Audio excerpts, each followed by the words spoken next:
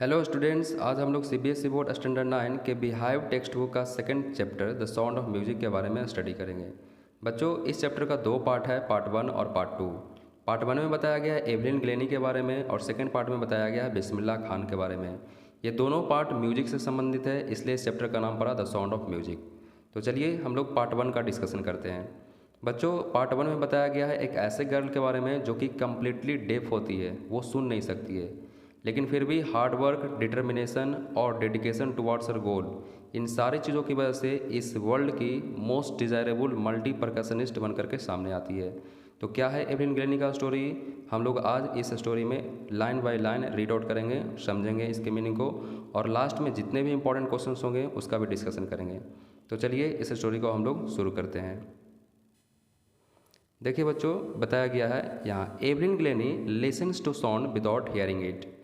Evelyn Glennie sound को listen करती है बिना हियर किए हुए। अब देखिए, हियर का मतलब भी सुनना होता है, लिसन का मतलब भी सुनना होता है। दोनों में डिफरेंस क्या है? हियर उसको बोलते हैं, वैसे साउंड को सुनने को बोलते हैं which comes naturally to your ears, जो स्वाभाविक रूप से आपके कानों तक पहुंचती है, वैसे साउंड को बोलते हैं हियर।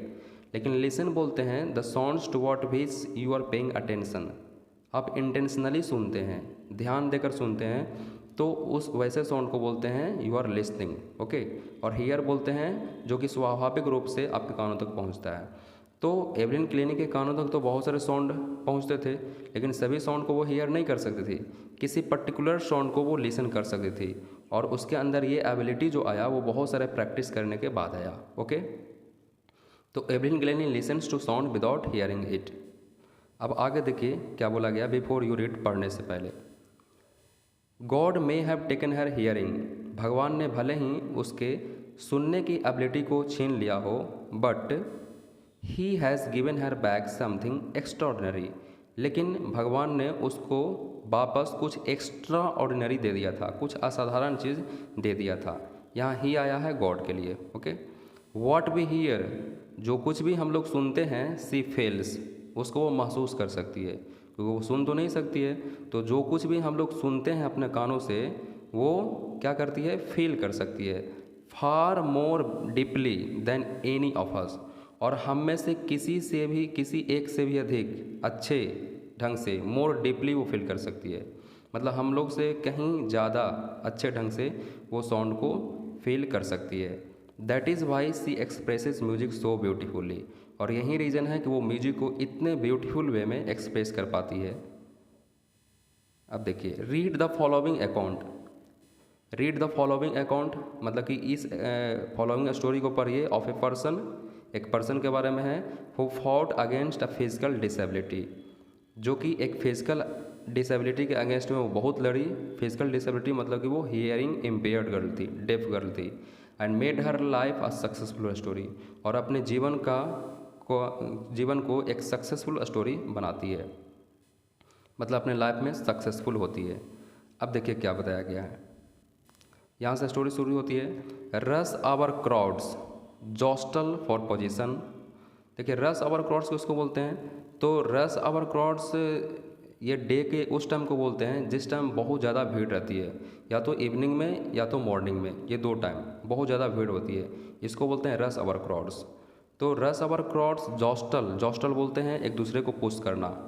तो बहुत सारे भीड़ थी, लोग एक दूसरे को पुश कर रहे थे फॉर पोजीशन, स्थान पाने के लिए, on the underground railway platform, underground train platform, एक अंडरग्राउंड ट्रेन प्लेटफॉर्म था, वहाँ पे एवलिन ग्लेनी भी खड़ा थी, बहुत ज़्यादा भीड़ था, लोग एक दूसरे को पुश कर रहे थे, धक्का दे रहे थे।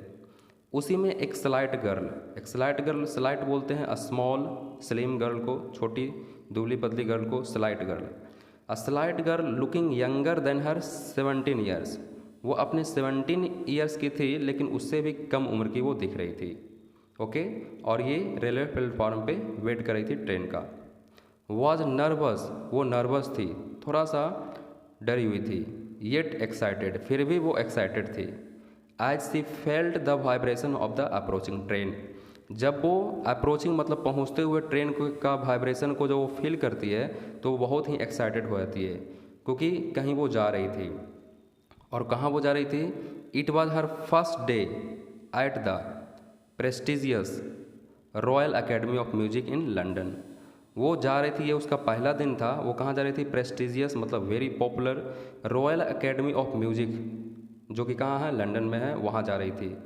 And daunting enough, daunting enough मतलब very bold enough, courageous enough, frightening enough, मतलब कि daunting enough for any teenager. वो एक टीनेजर थी, टीनेजर बोलते हैं वैसे गर्ल का जिसका एज है 13 टू 19 ईयर ओल्ड। तो ये किसी भी टीनेजर के लिए बहुत डॉन्टिंग था, थोड़ा सा फ्राइटेनिंग था। और ये कहाँ की थी? Fresh from A Scottish form, ये स्कॉटिश फॉर्म बोलते हैं स्कॉटलैंड। तो ये स्कॉटलैंड की थी। तो किसी भी टीनेजर के लिए एक बहुत ही बड़ी बात थी, एक थोड़ा सा फ्राइटेनिंग बात थी कि वो इस उम्र में रॉयल एकेडमी ऑफ म्यूजिक जो कि लंदन में है वहाँ जा रही थी। ओके, स्कॉटिश फॉर्म, स्कॉटिश बोलते हैं स्कॉटलैंड, फार्म स्कॉटलैंड जो है, जो मोस्टली वहाँ कंट्री साइड और रूरल एरिया मिलते हैं, तो वो स्कॉटिश फॉर्म से बिलोंग करती थी, स्कॉटलैंड से बिलोंग करती थी। अब देखिए, but this aspiring musician, aspiring जिसके पास कोई डिज़ायर हो, जो कुछ बनना चाहती हो, this aspiring musician faced a bigger challenge. लेकिन इस एस्पायरिंग म्यूजिशियन के सामने एक बहुत बड़ा चैलेंज था, चुनौती था, देन मोस्ट, अधिकांश लोगों की अपेक्षा। सी वॉज प्रोफाउंडली डेफ, वो कम्प्लीटली डेफ थी, प्रोफाउंडली डेफ थी, और यही चैलेंज था उसके सामने। लेकिन कैसे इस चैलेंज के अगेंस्ट वो फाइट करती है, लड़ती है, और कैसे अपने लाइफ को एक सक्सेसफुल स्टोरी बनाती है, ये सारी चीज़ों के बारे में इसमें बताया गया है। तो अब देखिए हम लोग आगे पढ़ते हैं। एवलिन ग्लेनीज लॉस ऑफ हियरिंग, जो एवलिन ग्लेनी का जो लॉस ऑफ हियरिंग था, जो कि उसके सुनने की क्षमता धीरे धीरे लॉस हो रही थी, हैड बिन ग्रेजुअल, वो अचानक नहीं था बल्कि ग्रेजुअल हुआ था। ग्रेजुअल मतलब स्लोली, धीरे धीरे, मतलब स्टेप बाय स्टेप। एक साल में थोड़ा सा कम सुनने लगी, अगले साल वो थोड़ा कम सुनने लगी, थर्ड ईयर वो कम सुनने लगी, इस तरह से उसका लॉस ऑफ हियरिंग हुआ था। हर मदर्स रिमेंबर्स, उसकी माँ को याद है, noticing something was wrong with the 8 year old Evelyn, उसकी माँ को याद है कि उसकी 8 ईयर ओल्ड बेटी के साथ कुछ गलत हो रहा है।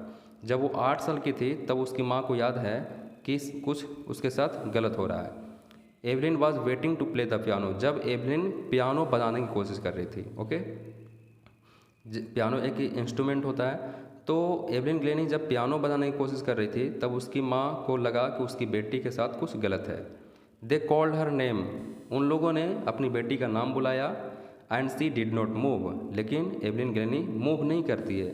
मतलब पियानो बजा रही थी, जब नाम बुलाई तो उसको रिस्पॉन्ड करना चाहिए था, लेकिन एवलिन ग्लेनी कोई रिस्पॉन्ड नहीं की। तब उनके पेरेंट्स को यकीन हो गया कि उसकी बेटी शायद सुनी नहीं हमारी आवाज़ को। आई सडनली रियलाइज्ड, तब उसकी माँ बोलती है, मैंने महसूस की, I suddenly realised she had not heard, कि वो शायद मेरी आवाज़ को सुनी ही नहीं। सेज इज़ाबेल ग्लेनी, ये इज़ाबेल ग्लेनी बोलती है। इज़ाबेल ग्लेनी कौन है? एवलिन ग्लेनी की मम्मी है, मदर है। फॉर क्वाइट ए वाइट, कुछ देर तक, for quite a while Evelyn manage to conceal her growing deafness, Evelyn Glennie अपने बढ़ते हुए डेफनेस को, ग्रोइंग डेफनेस को कंसील करने की कोशिश की। कंसील की मतलब छुपाई, हाइड की, बहुत कुछ टाइम तक। फ्रॉम फ्रेंड्स, किससे छुपाई? अपने दोस्तों से छुपाई, एंड टीचर्स, अपने शिक्षक से छुपाई। क्यों छुपाई? क्योंकि उसे अच्छा नहीं लगता होगा, एम्बेरेस्ड वो फील करती होगी। But by the time she was 11, लेकिन जब वो 11 साल की हो गई, हर मार्क्स हैड डिटेरियोरेटेड, तो उसका मार्क्स बहुत डिटेरियोरेट होने लगा। डिटेरियोरेट मतलब डिक्रीज होने लगा, कम आने लगा उसका मार्क्स। पहले उसके मार्क्स अधिक आते थे, अब उसके मार्क्स डिटेरियोरेट करने लगे। रीज़न क्या था कि क्लास में जो टीचर बताते होंगे वो सुन नहीं पाती होगी प्रॉपरली, तो सुन नहीं पाती होगी तो समझ नहीं पाती होगी, या जब समझ नहीं पाती होगी तो एग्जामिनेशन में प्रॉपरली वो लिख नहीं पाती होगी। तो इस कारण से उसका मार्क्स डिटेरियोरेट होने लगा। एंड हर हेड मिस्ट्रेस, और उसकी हेड मिस्ट्रेस जो थी, प्रधानाचार्य महोदया, वो क्या की? अर्ज्ड हर पेरेंट्स, वो उसके पेरेंट्स को अर्ज्ड की, मतलब कि बुला करके उनको बोली, फोर्स्ड की। क्या कि her parents to take her to a, कि अपनी बेटी को कहाँ लेके जाइए? टू ए स्पेशलिस्ट, एक स्पेशलिस्ट के पास लेके जाइए। Specialist of what? ईयर के स्पेशलिस्ट के पास, कानों के स्पेशलिस्ट के पास। इट वॉज देन डिस्कवर्ड, और तभी ये पता लग चला, it was then discovered that her hearing was severely impaired, कि उसका जो हियरिंग जो था वो इम्पेयर्ड हो चुका था, वो दूसरे से अलग हो चुका था, कमज़ोर हो चुका था, वीक हो चुका था। As a result of gradual nerve damage, किसकी वजह से? ग्रेजुअल नर्व डैमेज की वजह से।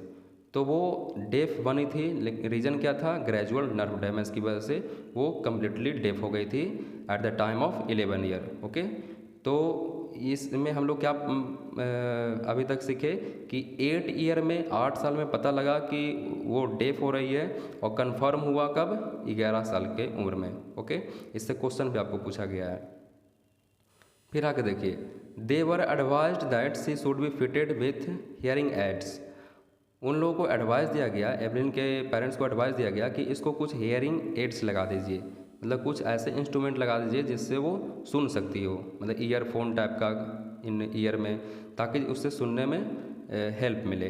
And send to a school for the deaf, और उनको ये एडवाइस दिया गया एवलिन के पेरेंट्स को कि अपनी बेटी को वैसे स्कूल में एडमिशन करवा दीजिए जहाँ पे सिर्फ डेफ बच्चे पढ़ते हों, सिर्फ बहरे बच्चे पढ़ते हों, वहाँ पे अपनी बेटी का एडमिशन करवा दीजिए। Everything suddenly looked black, says Evelyn. जब एवलिन को लगा कि हमारे साथ ऐसी बातें हो रही है, तो एवलिन बोलती है कि एवरीथिंग सडनली लुक्ड ब्लैक, तो हमारे सामने सब कुछ काला काला दिख रहा था, मतलब कि उसका जो लाइफ था वो डार्क हो चुका था बिल्कुल। एवलिन ग्लेनी बोलती है कि एवरीथिंग सडनली लुक्ड ब्लैक। अब एवलिन ग्लेनी क्या करेगी, क्योंकि उसे एडवाइस दिया गया है उसके पेरेंट्स को कि इसको डेफ के स्कूल में एडमिशन करवा दीजिए, उसको कुछ हियरिंग एड्स लगवा दीजिए, तो ये सारी चीज़ों की वजह से एवलिन ग्लेनी बहुत ज़्यादा अपसेट हो जाती है। अब देखिए बच्चों, आगे क्या बोला गया है। But Evelyn was not going to give up, लेकिन एवलिन इतनी आसानी से गिव अप करने वालों में से नहीं थी, हार मानने वाले में से नहीं थी। सी वॉज डिटरमिन्ड, वो डिटरमिन्ड थी, उसके पास दृढ़ इच्छा शक्ति था to lead a normal life, कि मैं एक नॉर्मल लाइफ ही लीड करूँगी, नॉर्मल लाइफ ही जीऊँगी। And pursue her interest in music, और जो उसका जो म्यूजिक में इंटरेस्ट था उसका वो पीछा करूँगी, परसू करूँगी, उसको फॉलो करूँगी। तो वो डिटरमिन्ड थी, वो इतनी आसानी से गिव अप करने वाली नहीं थी, और वो सोच ली थी कि नहीं, मैं नॉर्मल पीपल की तरह ही अपने लाइफ को लीड करूँगी। One day she noticed a girl playing a xylophone. एक दिन वो स्कूल में क्या देखती है कि एक गर्ल है जो जाइलोफोन बजा रही है। जाइलोफोन बच्चों एक परकसन इंस्ट्रूमेंट होता है जो कि स्टिक से बजाया जाता है, आप यहाँ पिक्चर में देख सकते हैं। Okay, and decided that she wanted to play it too, और वो डिसाइड की कि मुझे भी जाइलोफोन बजानी है। Most of the teachers discouraged her, अधिकांश शिक्षकों ने क्या किया, एवलिन ग्लेनी को डिस्करेज किया, मतलब डीमोटिवेट किया। But percussionist Ron Forbes spotted her potential, लेकिन एक परकशनिस्ट था, उसने क्या किया, एवलिन ग्लेनी के पोटेंशियल को स्पॉट किया, पता लगाया। ये परकशनिस्ट कौन होता है? परकशनिस्ट वो होते हैं जो परकशन बजाते हैं, परकशन इंस्ट्रूमेंट बजाते हैं। और परकशन इंस्ट्रूमेंट क्या होता है? वैसा instrument which are sounded by being struck or beaten, मतलब वैसा इंस्ट्रूमेंट जिससे साउंड निकलती है जब उसको हम स्ट्राइक करते हैं या उसको बीट करते हैं, तो उसको बोलते हैं परकशन इंस्ट्रूमेंट। तो रॉन फॉर्ब्स क्या था? एक परकशनिस्ट था। उसने क्या किया, एवलिन ग्लेनी के पोटेंशियल को, मतलब उसके एनर्जी को स्पॉट किया, पता लगाया।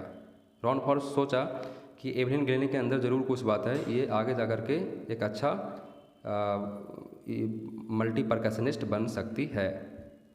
He began by tuning 2 large drums. Ron Forbes ने क्या किया, 2 लार्ज ड्रम्स लाया और उसको ट्यून करना शुरू किया, बजाना शुरू किया, 2 डिफरेंट नोट्स, अलग अलग नोट्स पे। रॉन फॉर्ब्स ने 2 ड्रम लाया और दोनों ड्रम्स को अलग अलग नोट्स पे, अलग अलग साउंड पे बजाना शुरू किया। और उसने क्या एडवाइस दिया एवलिन ग्लेनी को, don't listen through your years, अपने कानों से तुम मत सुनो। ही वुड से, वो कहता था, एवलिन ग्लेनी बोल रही है कि रॉन फॉर्ब्स हमको से बोलता था कि don't listen through your ears, try to sense it some other way, sound को कुछ अदर तरीके से सेंस करने की कोशिश करो। सेज एवलिन, एवलिन बोलती है। सडनली आई रियलाइज्ड, फिर एवलिन बोलती है कि अचानक से मैं रियलाइज़ की, महसूस की, I could feel the higher drum, तो जो हायर ड्रम से जो साउंड निकल रहा था, नोट्स निकल रहा था, उसकी आवाज़ को मैं फील कर सकती थी। I could feel the higher drum from the waist up, अपने कमर के ऊपर वाले पार्ट से मैं फील कर सकती थी, and the lower one from the waist down, और जो लोअर ड्रम का जो साउंड था उसको मैं अपने वेस्ट के नीचे वाले पार्ट से महसूस कर सकती थी। तो ये बताइए कि हायर ड्रम को वो फील कर सकती थी from her waist up and lower drum को फ्रॉम हर वेस्ट डाउन। यहाँ से भी एक क्वेश्चन बनता है जो आपको किताबों में पूछा गया है, इस लाइन को आप ध्यान से याद कर लीजिएगा, ठीक है, कि साउंड को वो कैसे महसूस करती है। तो हायर ड्रम को from her waist up and lower drum को from her waist down. Okay, अब देखिए आगे।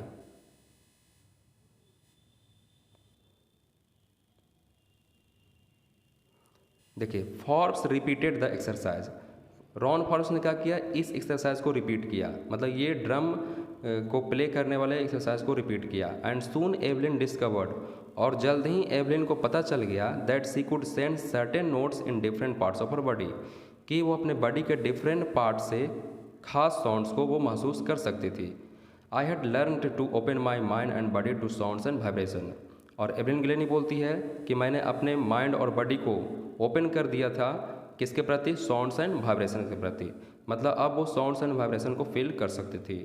The rest was sheer determination and hard work. अब आगे क्या था, अब आगे का, क्योंकि एवलिन ग्लेनी का जो मेन प्रॉब्लम था वो सुनने का प्रॉब्लम था, ये सुनने का प्रॉब्लम तो सॉर्ट आउट हो गया क्योंकि वो फील करने लगी थी, महसूस करने लगी थी। तब वो बोलते हैं कि आगे क्या था, आगे the rest was sheer determination. Sheer मतलब कि प्योर अनमिक्स्ड। अब आगे जो था वो सिर्फ डिटर्मिनेशन, सच्चा डिटर्मिनेशन की आवश्यकता थी, दृढ़ इच्छा शक्ति की आवश्यकता थी, एंड हार्ड वर्क, और हार्ड वर्क की आवश्यकता थी। अब आगे इसके पास अगर डिटर्मिनेशन है और हार्ड वर्क है तब वो हर चीज़ हासिल कर सकती है जिसका उसे सपना था। अब देखिए आगे। She never looked back from that point onwards. Evelyn Glennie बोलती है तब से उसने कभी भी पीछे मुड़ के नहीं देखी। सी टूर्ड द यूनाइटेड किंगडम, वो यूनाइटेड किंगडम का टूर की गई विथ ए यूथ ऑर्केस्ट्रा के साथ, बहुत सारे यंग म्यूजिशियंस के साथ। And by the time she was 16, जब वो 16 ईयर की हो गई थी, she had decided to make music her life. तो वो डिसाइड कर ली थी कि म्यूजिक को ही अपना लाइफ बनाना है, म्यूजिक को ही अपना जीवन बनाना है, मतलब अपने जीवन में सिर्फ म्यूजिक पे ही काम करेगी। सी ऑडिशनड, वो ऑडिशन दी। ऑडिशन बोलते हैं शॉर्ट परफॉर्मेंस देना किसी भी डायरेक्टर के सामने, जिससे वो जज कर सके कि आप उसके लायक हैं कि नहीं है। तो she audition for the Royal Academy of Music, वो रॉयल एकेडमी ऑफ म्यूजिक जो कि लंदन में है वहाँ वो ऑडिशन दी। एंड स्कोर्ड, वहाँ पे वो ऑडिशन देने के बाद स्कोर की one of the highest marks in the history of the academy. History के एकेडमी के हिस्ट्री में सबसे अधिक मार्क्स हासिल करने वालों में से वो एक बन गई। Okay. She gradually moved from orchestral work to solo performances. पहले वो ऑर्केस्ट्रल वर्क देती थी, ऑर्केस्ट्रल वर्क मतलब साथ में प्ले करती थी, लेकिन बाद में वो सोलो परफॉर्मेंस देने लगी, मतलब अकेला वो काम करने लगी, सोलो परफॉर्मेंस अकेला। At the end of her 3 year course, और लास्ट में अपने 3 साल के कोर्स के अंत में 3 साल वो काम की इस फील्ड में, she had captured most of the top awards. और इन 3 सालों में बहुत सारे टॉप अवार्ड्स को वो कैप्चर कर ली थी, अपने पास हासिल कर ली थी। ओनली इन 3 ईयर्स, सिर्फ 3 सालों में। All this Evelyn won't accept any hint of heroic achievement. और इन सारी चीज़ों के लिए एवलिन ये नहीं मानती है कि मैंने कोई बहुत बड़ी उपलब्धि हासिल कर ली है, हीरोइक अचीवमेंट, ऐसा नहीं बोलती है। इफ़ यू वर्क हार्ड, ये एवलिन ग्लेनी के लिए मंत्रा ऑफ सक्सेस है। सक्सेस का जो मंत्रा है एवलिन ग्लेनी का ये है, इफ़ यू वर्क हार्ड, कि अगर आप कठिन परिश्रम करते हैं, अगर आप हार्ड वर्क करते हैं, and know where you are going, अगर आपको पता है कि आप कहाँ जाने वाले हैं, आप कहाँ जा रहे हैं, यू विल गेट देयर, तो श्योरली आप वहाँ तक पहुँच जाएंगे। तो ये एवलिन ग्लेनी का ये सक्सेस का मंत्रा है कि अगर आप कठिन परिश्रम करते हैं और आपको पता है कि आपको कहाँ जाना है तो आप ज़रूर वहाँ तक पहुँच जाइएगा। And she got right to the top, और अपने लाइफ में सबसे टॉप तक पहुँच गई। The world's most sought after multi percussionist, और इस दुनिया की सबसे ज़्यादा सॉट आफ्टर, ये एडजेक्टिव है, इसका मतलब होता है डिज़ायरेबल, बहुत ही डिज़ायरेबल मल्टी परकशनिस्ट बन करके सामने आई। With a mastery of some 1000 instrument, लगभग 1000 इंस्ट्रूमेंट्स के ऊपर उसका मास्टरी हो गया था, महारत हासिल हो गया था। एंड हेक्टिक इंटरनेशनल शेड्यूल, और एवलिन ग्लेनी का जो इंटरनेशनल शेड्यूल था जो बहुत ही हेक्टिक हो गया था, हेक्टिक मतलब वेरी बिजी हो गया था। अब आगे देखिए। इट इज़ इंट्रिग्यूइंग, इंट्रिग्यूइंग बोलते हैं बहुत ही interesting, fascinating. It is intriguing to watch everyone function so effortlessly without hearing. तो अब ये नरेटर बोलता है, नरेटर ये डिस्कशन कर रहा है एवलिन ग्लैनी के साथ बैठ करके। तो नरेटर बोलता है कि इट इज़ इंट्रिग्यूइंग, बहुत ही फैसिनेटिंग है, इंटरेस्टिंग है, टू वॉच एवलिन फंक्शन, कि ये देखना कि एवलिन कितने अच्छे तरीक़े से फंक्शन कर पाती है, बातें कर पाती है, सो एफर्टलेसली, मतलब बिना एफर्ट लगाए हुए, विदाउट हियरिंग। हालांकि वो हियर नहीं करती है, लेकिन फिर भी बिना एफर्ट के, बिना कोई प्रयास के हमसे बहुत अच्छे ढंग से बातें कर रही है और हमारी बातों को रिप्लाई भी कर रही है।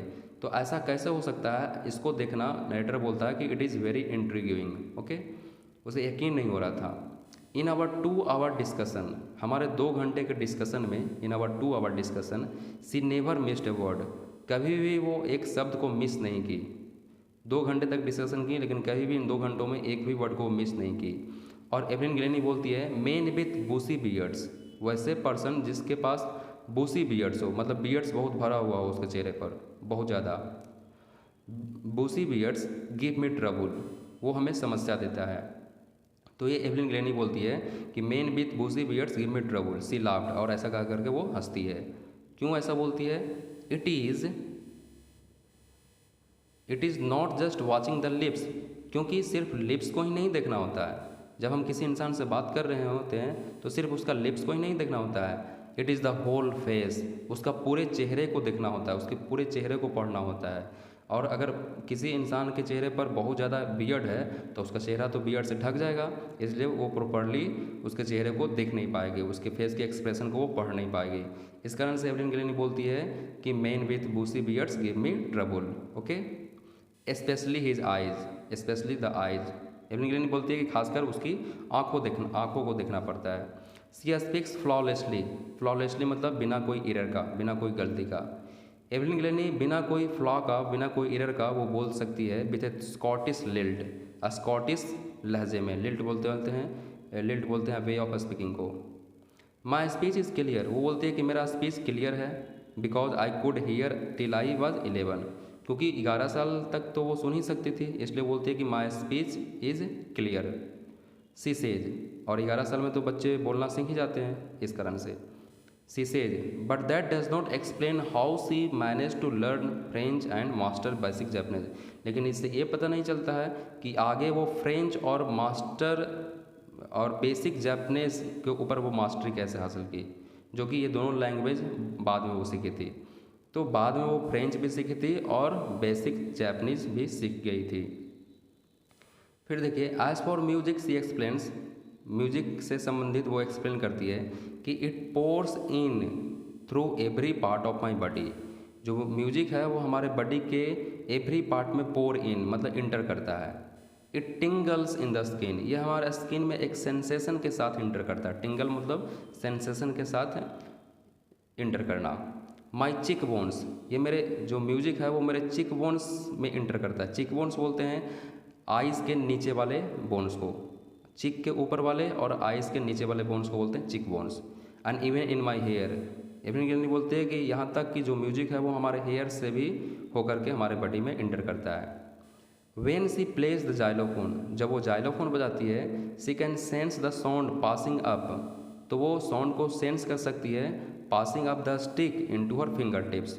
जाइलोफोन है जो स्टिक से बजाता है, तो साउंड है जो पहले स्टिक में पास करेगा और स्टिक के बाद फिंगर टिप्स में पास करेगा। फिंगर टिप्स बोलते हैं the front parts of your finger.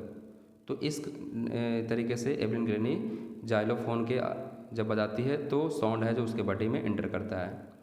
फिर वो बोलती है by leaning against the drum, जब वो किसी ड्रम के अगेंस्ट जब वो लीन करती है, जो उसकी तरफ झुकती है, तो सी कैन फील द रेजोनेंसेस, तो वो रेजोनेंसेस को फील कर सकती है, वाइब्रेशन को फील कर सकती है, साउंड को फील कर सकती है।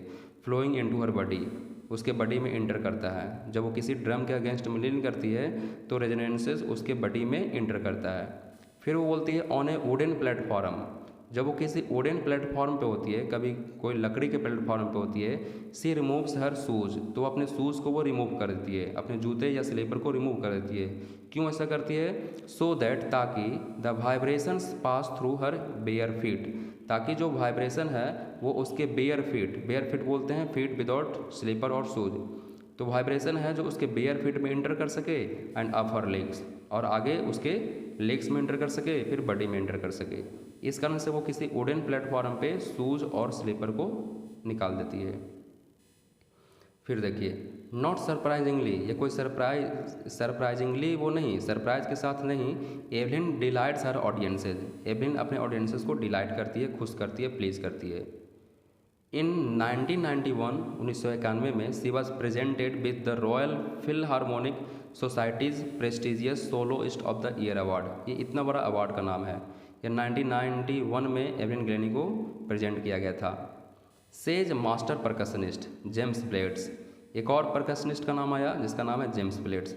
इससे पहले एक और परकशनिस्ट का नाम आया था, आपको याद होगा, रॉन फॉर्ब्स। ओके, तो ये जेम्स ब्लेड्स क्या बोलता है, God may have taken her hearing, भगवान ने भले ही उसके सुनने की क्षमता को छीन लिया हो, but he has given her back something extraordinary, लेकिन भगवान ने उसे वापस कुछ एक्स्ट्रा ऑर्डिनरी वापस दे दिया था।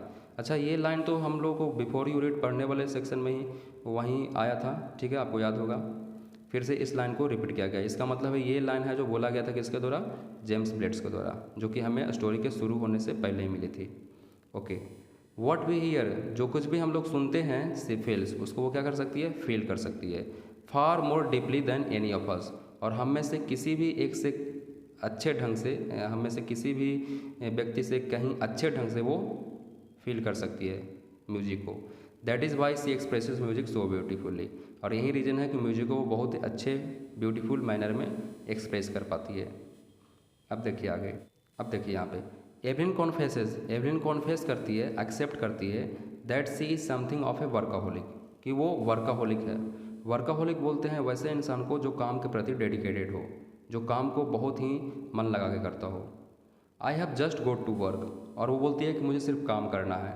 Often harder than classical musician, Evelyn की क्लासिकल म्यूजिशियन से भी हार्डर हमको काम करना है, ये एवलिन ग्लेनी बोलती है। क्लासिकल म्यूजिशियंस मतलब कि पहले वाले म्यूजिशियन से। But the rewards are enormous, उसको बहुत सारा रिवार्ड्स भी मिल गया है, इनॉर्मस, बहुत ज़्यादा संख्या में वो रिवार्ड्स हासिल की है। Apart from the regular concerts, वो रेगुलर कंसर्ट्स तो देती ही है, Evelyn also gives free concerts in prisons and hospitals. Evelyn Glennie है जो प्रिजन में भी जाती है, जेलों में भी जाती है, हॉस्पिटल में भी जाती है, और वहाँ वो फ्री कॉन्सर्ट देती है, लोगों को फ्री कॉन्सर्ट देती है वहाँ पे जा कर के। She also gives high priority to classes for young musician, और जो यंग म्यूजिशियन हैं, वैसे लोग, यंग लोग जो अपने करियर को म्यूजिक में लेके जाना चाहते हैं, अपने म्यूजिक की फील्ड में अपना करियर बनाना चाहते हैं, तो उसको वो हाई प्रायोरिटी वो देती है। Ann Richlin of the Beethoven Fund, Ann Richlin है जो बीथोवन फंड चलाती है फॉर डेफ चिल्ड्रन, डेफ बच्चों के लिए। ये क्या बोलती है Ann Richlin, she is a shining inspiration, Evelyn Glennie है जो एक शाइनिंग इंस्पिरेशन है, बहुत ही ब्राइट इंस्पिरेशन है फॉर डेफ चिल्ड्रन, डेफ बच्चों के लिए। दे सी दैट, दे यहाँ आया है डेफ बच्चों के लिए, क्योंकि डेफ बच्चे मानते हैं, देखते हैं, they see that there is nowhere that they cannot go, वो लोग अब ये मानने लगे हैं कि ऐसी कोई जगह नहीं है जहाँ वे लोग नहीं जा सकते हैं। ये किसको देख करके, किससे इंस्पायर्ड होकर के, ये एवलिन ग्लेनी से इंस्पायर्ड होकर के ये सारे बच्चे बोलते हैं। तो इस तरह से एवलिन ग्लेनी बहुत सारे बच्चों को इंस्पायर्ड भी करती है। अब देखिए यहाँ पे Evelyn Glennie has already accomplished more than most people twice her age, Evelyn Glennie पहले ही वो सारी चीज़ें अकॉम्प्लिश कर ली है, हासिल कर ली है अधिकांश लोगों से। अधिकांश लोग जो अपने दोगुने एज में उतना नहीं अचीव कर पाते हैं, उतना कि एवलिन ग्लेनी अभी ही अचीव कर ली है। She has brought percussion to the front of the orchestra, और वो परकसन इंस्ट्रूमेंट को ऑर्केस्ट्रा के फ्रंट में ले आई है। परकसन इंस्ट्रूमेंट्स बच्चों बताए थे कि वैसा इंस्ट्रूमेंट जिसको हम लोग हीट करके स्ट्राइक करके बजाते हैं, ओके, उसको बोलते हैं परकसन इंस्ट्रूमेंट, जैसे कि तबला, पियानो, जाइलोफोन, ये सब बोलते हैं परकसन instruments. And demonstrated that it can be very moving, और ये बताई कि जो परकसन इंस्ट्रूमेंट होता है जो बहुत ही मूविंग होता है, बहुत ही प्रभावित करने वाला हो सकता है। She has given inspiration to those who are handicapped, और उसने उन लोगों को इंस्पिरेशन दिया है जो कि हैंडीकैप हैं, हैंडीकैप मतलब फिजिकली डिसेबल्ड हैं।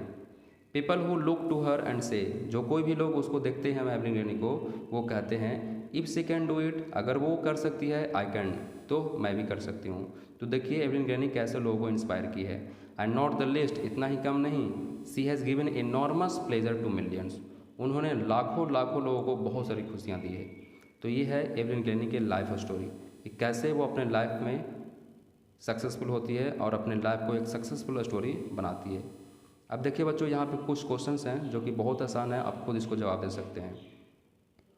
पहला क्वेश्चन है, how old was Evelyn when she went to the Royal Academy of Music. तो she went to the Royal Academy of Music when she was 17 year old. Second question, when was her deafness first notice, when was it confirmed. तो notice किया गया था 8 year में and it was confirmed when she was 11 year old, जब उसके marks deteriorate करने लगे थे तो। Okay. Second question, first, who helped her to continue with music. तो रॉन फॉर्ब्स, आपको पता है रॉन फॉर्ब्स ने क्या किया था। What did he do and say, वो क्या बोला था और क्या किया था, आपको सबको पता है, आपको लिख देना है। Second question, name the various places and causes for which Evelyn performs. कौन कौन सी जगह पे जाती है, क्यों जाती है। तो प्रिजन्स, हॉस्पिटल्स में जाती है, इसके बारे में आपको एक्सप्लेन करना है। और third, how does Evelyn hear music. Evelyn है जो म्यूजिक को कैसे हेयर करती है। तो बहुत सारे तरीक़ों से आपको सारे चीज़ को इंटरप्रेट करना है कि जाइलोफोन जब बजाती है तो कैसे साउंड है जो उसके बॉडी में इंटर करता है, पहले स्टिक में, फिर फिंगर टिप्स में, फिर वुडन प्लेटफॉर्म पे वो अपने शूज़ को क्यों रिमूव कर देती है, फिर रॉन फॉर्ब्स जब ड्रम बजाता है तो कैसे वो महसूस करती है, फिर किसी ड्रम के अगेंस्ट में जब वो लीन करती है तब कैसे सुनती है। तो ये सारी चीज़ों के बारे में आप लोग को इसमें एक्सप्लेन करना है क्योंकि ये लॉन्ग क्वेश्चन है। तो होप बच्चों कि आपको समझ में आया होगा। ये था एवलिन ग्लैनी का डिस्कशन। अगले पार्ट में हम लोग पार्ट 2 के बारे में डिस्कशन करेंगे, बिस्मिल्लाह खान के बारे में। Okay, thank you, all the best.